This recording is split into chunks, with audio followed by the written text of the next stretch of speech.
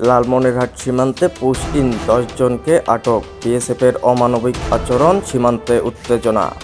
লালমনিরহাটের আদিতমারী উপজেলার দুর্গাপুর সীমান্ত দিয়ে ভারতীয় সীমান্তরক্ষী বাহিনী বিএসএফ পুশ ইন করেছে 10 বাংলাদেশিকে।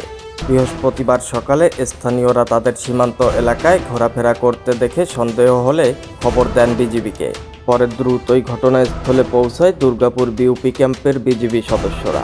আটক করা হয় ওই 10 জনকে। এই বিষয়ে 15 বিজিবি ব্যাটালিয়নের অধিনায়ক লেফটেন্যান্ট কর্নেল মেহেদী ইমাম সাংবাদিকদের জানান, এর আগে বুধবার রাতে আদিতমারীর 925 নম্বর মেইন পিলার সংলগ্ন সীমান্ত দিয়ে বিএসএফের 78 ব্যাটালিয়ন তাদের জোরপূর্বক বাংলাদেশে ঠেলে দেয়। সীমান্ত পেরিয়ে তারা আশেপাশের কোথাও যেতে না পেরে ওই এলাকায় অবস্থান করছিলেন। বর্ডার গার্ড বাংলাদেশ বিজিবির প্রাথমিক জিজ্ঞাসাবাদে আটকরা দাবি করেছেন তারা সনাতন ধর্মাবলম্বী এবং কুড়িগ্রাম জেলার ফুলবাড়ী উপজেলার বাসিন্দা। তাদের ভাষ্য, প্রায় 10 বছর আগে জীবিকার সন্ধানে ভারতে যান তারা। দীর্ঘদিন ছিলেন হরিয়ানা রাজ্যে। সম্প্রতি বিএসএফ তাদের আটক করে বাংলাদেশ সীমান্তে পুশ ইন করে।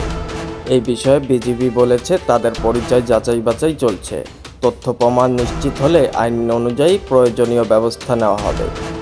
আরেকদিকে বিজিবির অধিনায়ক লেফটেন্যান্ট কর্নেল মেহেদী ইমাম এই ঘটনার বিএসএফের আচরণকে অমানবিক উল্লেখ করে তিনি বলেন, বিএসএফের বিরুদ্ধে প্রতিবাদ জানিয়ে পতাকা বৈঠকের আহ্বান জানানো হয়েছে, তবে এখনও বিএসএফের পক্ষ থেকে কোনো সাড়া মেলেনি এবং এই ঘটনায় সীমান্ত এলাকায় উৎকণ্ঠা ছড়িয়ে পড়েছে।